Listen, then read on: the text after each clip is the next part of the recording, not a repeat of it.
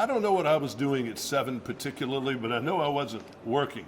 And you were raised in the theater, literally almost. weren't you? I was. I got a picture of myself having a nap in a trunk backstage at the Paris Opera. My parents were dancing with Balanchine's company, so that was my whole world from the very beginning. I've never known anything else. Now that's a different world than on a movie set.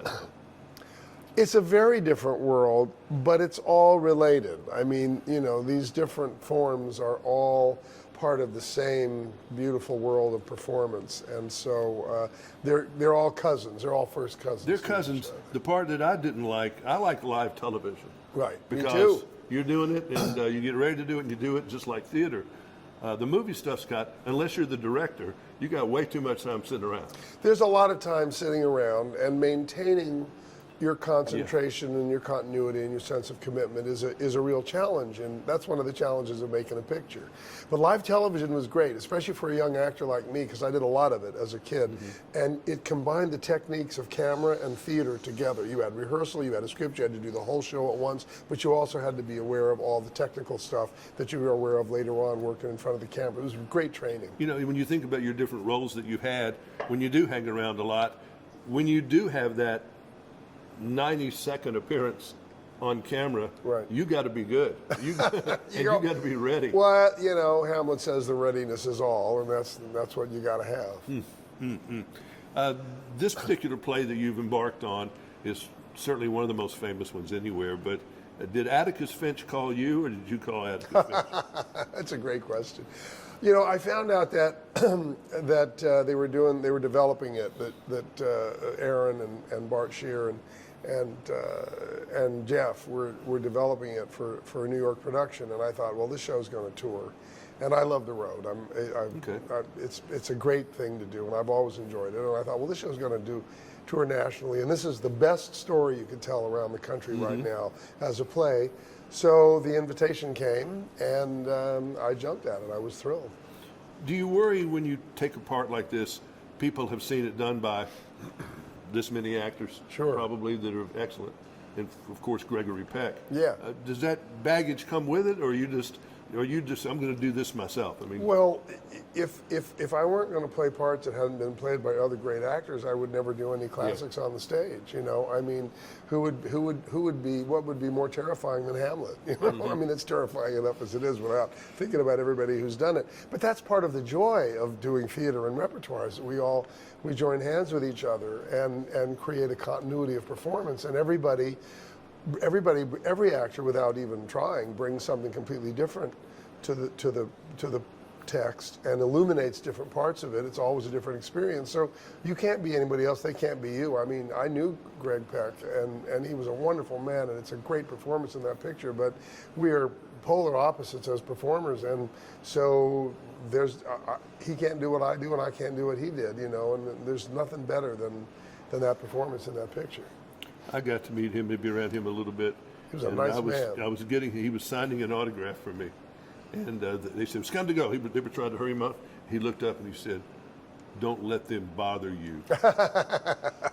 He was a gentleman. We were not through with our business. No, he was a great guy. And as I said, that is an absolutely perfect performance in that movie. Yeah, it really is. And Robert Duvall's a baby. Sure, I know. Well, we all start somewhere, don't we? When you do like comedy versus drama, you've done mostly serious things. Yeah, but I try to find the comedy in everything. In fact, the more serious the text, the more you have to look for the jokes. It's real important. If you're doing a big Shakespeare tragedy, you've got to find the jokes. One of the things that Aaron Sorkin has done so beautifully in this adaptation of To Kill a Mockingbird is not only has he taken Atticus off the pedestal, he's actually given him a wonderful sense of humor. A dry, southern, terrific, comfortable sense of humor, which really leavens the shadow. There's a great mixture of light and shadow in this production. So there's a lot of great comedy to play in it, as well as all the serious stuff. Not everybody, to say the least, can do what you do. When you get to the end of reading a script, okay, and there's this thing this long, that you've got to do. Is that one of your talents, that you can absorb Well, I'm lucky. You know, I've done a lot of baggy monsters, and they're wonderful because it's a full experience. At the beginning of a play like this, or another big classical role or something like that, you can't really, when you start, you can't see to the end. And when you get to the end, you can't see back to where you started. It's that all-inclusive and that all-consuming. It's wonderful. But Aaron's text was really easy to learn. It's almost like verse. It's so beautifully fluent, and his rhythms and the language that he uses is so delicious that it goes in much more easily than you might expect. You know, whether it's West Wing or anything he's written, he's one of the few writers in modern time that you can actually pick out. Oh, absolutely. Because most people morph into whatever the style they're supposed to be doing. Sure. But if it's an Aaron Sorkin thing, you kind of know it. Well, the arguments are wonderful arguments, like Shaw. You know, they're brilliant. The dialectic is great. But also, what's wonderful about this is that he's created he's still writing his kind of work, but in a beautifully Southern context. I mean, he really did capture the cadences and the sounds and the feelings of Southern language, which I think was a great accomplishment. I hope you don't, because you shouldn't. Do you read criticism? You know what? I used to, but I don't anymore. I mean, you know, people will bring it to you. They will bring it to your attention, whether it's good or bad. You know, I'm always happy when they. So how do you get your reinforcement? Some people early on make the mistake and go to social media. My God, it's really crazy, because you'll get 9 things great, and then the one thing you get that's awful. Well, of course, that's all you'll remember. Well, of course, absolutely. I remember all my bad reviews. I mean, there've been too many of them to remember all of them, but I remember the really the juicy ones. We all do. Yeah, you know, terrible. I mean, the great Diana Rigg compiled a wonderful book called "Don't Turn on Stone." Other actors turned in their bad reviews to her. Yeah, I mean, but you look, if you're going to live by the good ones, you're going to die by the bad ones. So it's better to just leave them alone. So how do you get your reinforcement to know that maybe you're on track, or that somebody enjoyed what you do? Well, that's the work that you know, and if you're doing theater, you know right away, because there they are, right? Yeah. And they're dancing with you, and you know, you're leading or they're leading, and it's either the dance is going well or it's not, and it's very clear and very obvious, you know. It's like a blind date every night. It's like, okay, we're getting along, this is going well, or oh, this was a mistake, you know. And you have your colleagues who play with you, and you know what you're supposed to be doing, and the director said it with you, and so you do have a sense of keeping it between the lines, but within that, you're going to shift things and emphases and work on it. It's a living thing, you know. But certainly you would look for confirmation in a review. You would look for it in the audience and in your colleagues and in how you feel about the work that you're doing at that moment. And it's like scoring a touchdown in a football game analogy, when you get that end of the game or into something, whether you get the applause or the standing ovation or something. Yeah. You can't get tired of that. No. Well, that's what we do. We do it for people, and they stand up, and we bow to them, and they clap at us, and you know, the transaction is complete, and it's a wonderful, wonderful feeling. But look, there's always going to be reviews. Reviews are great. People need them. They need to want to read them and find out whether they want to go do something or not. You know, I got nothing against them. There they are. They're always going to be with us. But you have to be very careful about the addiction to caring too much about those things. Yeah. And there's nothing, I mean, good reviews are great, man. Bring them on. Fun looking over your career. I saw where one nice lady said that he is a cashmere sweater of a guy. Oh, really? Yes. Oh, I'd like to know who that lady is. Kelly Ripa said that. Oh, Kelly Ripa. And told it to your friend Laura Linney. I like her a lot. I adore. But those are two good ladies right there. I mean, Laura, I love her. She's not only a wonderful actress. She's good people. I mean, you know, I played her husband on Broadway in Little Foxes a few years ago, and a couple years later I played her father in Ozark. So I aged very quickly. And boy, did she get to act in Ozark. Oh, she's so great. That was the first time I've ever really seen her act, where she got to stretch. That's a great performance, and it was a beautifully created character for her. Yeah, she's top shelf as far as she is. And Kelly Ripa is a wonderful cashmere sweater of a guy. No one's ever said that about any of us. I love that. But this is where I brought that up, is that you're also kind of I can see in your choices of projects. You know, here's John-Boy. Well, I'll stick him with Ozark. John-Boy. I'll stick him with Billions. You're sinister in that, aren't you? Well, sometimes you're going, I'll show you John-Boy. Yeah, well, you know, first of all, the heavies are great fun to play, Oh, yeah. and we all know that everybody loves to play a heavy, and it's the variety is the spice of acting. It's why we do it. We jump. We're making believe that we're somebody else. So it's a wonderful, wonderful thing to take on those parts. And I find, I mean, I played a lot of really crazy children. I mean, I played, very, very freaky juveniles too in a lot of things when I was a young actor. But as you get older, you sort of can really enjoy getting in touch with that darker side. I mean, Frank Gadd on The Americans was such an interesting character because one minute you liked him and the next minute you thought, who is this jerk? And then you thought, well, no, he knows what he's talking about. It was a wonderful, it was always on the line between sympathetic and unsympathetic, which I love. Do you consume other material like shows, like Suits, for example, that's had an interesting arc, or shows like that at all? I do. Or you don't have time? Or you I don't- do watch. I don't have a lot of time while I've been doing this show because this is a big show. It's 3 hours, and I'm an actor of a You're an certain athlete, age, yeah. and I tend not to watch during the day. Yeah. Which there's no reason for that. I could, but I don't have time for more than an episode or so of something after the show's done. Well, there are just some shows where one character, if you watch it over 8 seasons, has been, like Right, this. And that must be the fun one to play. Oh, sure it is. Because you're not the same old thing all the time. No, sure it is. I mean, we're all lucky to have these forms that go on for, a season. I mean, there's nothing like doing a long form show over time. I mean, we certainly know that from the Waltons. It's a lot of work, but it's deeply satisfying.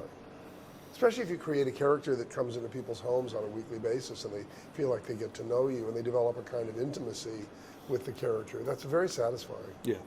All right, let's do our little 3-minute thing here. 3 minutes. Here we go. 3, 2, 1.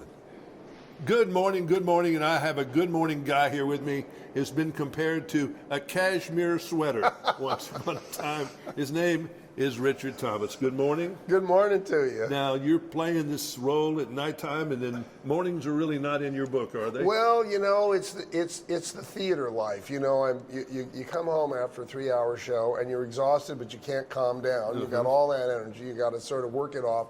So it's usually in bed by 1, up by 9, or asleep There by you 2 go. and up by 10.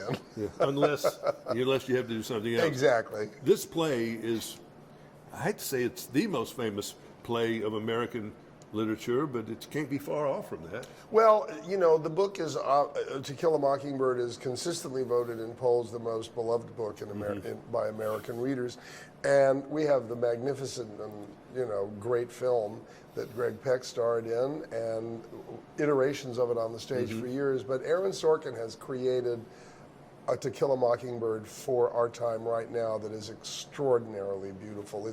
Without in any way betraying the spirit of Harper Lee, he's brought the lens of the story forward to really relate to where we are now, and I think he's done a magnificent job. What is the age, if you were going to give an age, for someone on the lower end to appreciate this?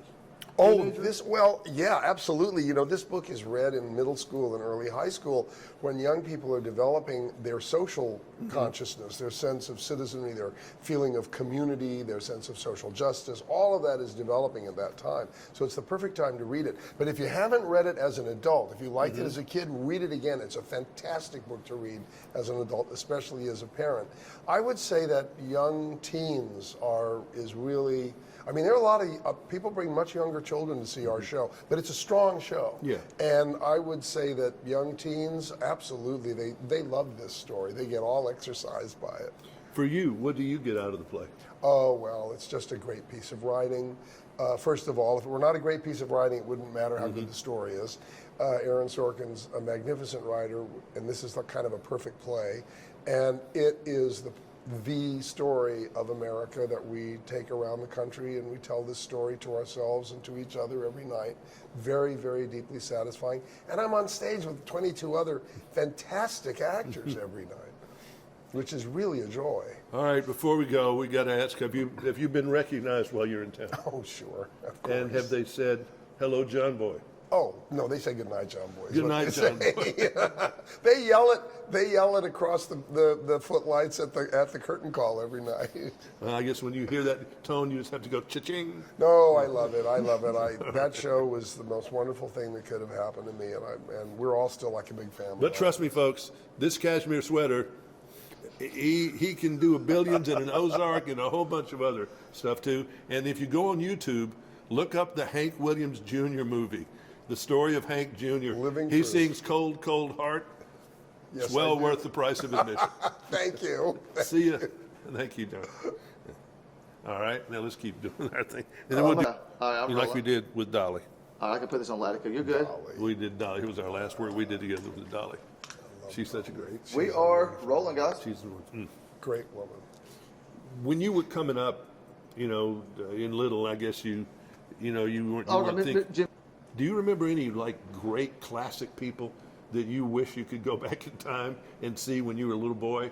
You know, backstage, somebody who was really famous that you were too scared to go talk to Well, or didn't know to talk to. I was lucky because as a child actor, I got to work with a lot of those wonderful, wonderful people. Because when you're a child actor, you're usually playing somebody's kid. And that means you're playing with parents who are very experienced. And I mean, what could be better than making your film debut as the child of Paul Newman and Joanne Woodward, you Yeah. know, and winning or working with.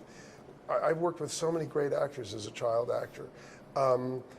You know, I would love to have met Richardson. I would love to have met Olivier, and I'd love to go back a couple centuries and have met some of the wonderful 19th century actors who were so magnificent in the theater. I missed out on Burt Lancaster. I've interviewed everybody. I missed out on him, which I, Yeah. for some reason, wanted to do. Yeah. I don't know why. And I didn't do Marlon Brando because he didn't do anybody. Right. But I did have a Scotch and water with Jack Nicholson. Oh, did you? Oh, that must have been cool. So that was weird. We both had skipped out of an award thing. Oh, at the really? Beverly Hilton, and he went and got Scotch, and I stood next to him. I wasn't going to talk to him, but he said, "How you doing?" Right. And we chatted. Oh, that's so great. But he was intimidated. Oh, very cool. Yeah, it was very cool. So we've all, like Clint Eastwood said, he would have, if he could go over again, he was too scared to go talk to Nat King Cole. Oh, wow. I was really lucky because I was at a screening of a picture. Now I can't remember the actor's name. Isn't that crazy? Who was like one of the great. He was in Bullet, and come on, Steve McQueen? Oh, God. And he was there. It was a picture of his Peckinpah movie called Junior Bond. I don't know that. And we were there, and he came up and started talking to me, and I was just completely in awe. And he said, "Look, I got one piece of advice for you. It looks like you're going to be successful. He says, don't buy everything you see." And I thought, well, thank you for that. I appreciate it. Did I pay attention? No. Steve McQueen was one of those movie stars, opposite of what you do. He didn't like dialogue. He said, Right. if it's longer than this, I'm not doing it. Yeah. Well, that's something that comes with pictures too. You know, pictures are a visual medium. Theater is a language medium, and I mean, pictures used to be more of a language medium because they were written differently, with much more language heavy. But I'm a language actor, so theater is really the first place for me. Is Broadway healthy? It's getting there. It's getting there. COVID hurt, didn't it? Yeah. Yeah, it got real. Oh, it hurts so bad. It hurts so bad. And you know, we're very lucky on the road because we come for a week or two and then move on. You know, so the road kicked in beautifully while Broadway was still hurting. People, you know, are afraid to go, be in crowds, and it's taken a long time, but it's coming back. Broadway's always going to come back. It's something. Well, it has since for centuries. Absolutely. Or East, West End, or whatever. Absolutely. You got anything particularly ambitious that you want to accomplish? I have a hard time at this point in my life trying to say I need to do this because no, I don't. No. I'm very happy with where I'm at. This is going to go on for quite a while, and then we're going to see what comes. There'll be something else. Of course, there's a couple Shakespeare's I still have my eye on. You know, a couple of big boys that are waiting for me down the road, I hope. But I'm very happy. I've always been an actor who lets the road take me where it takes me.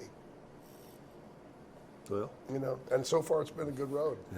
Hadn't run off the road yet. No, not yet. Cashmere sweater guy, you. I wish this was cashmere. All right, dude.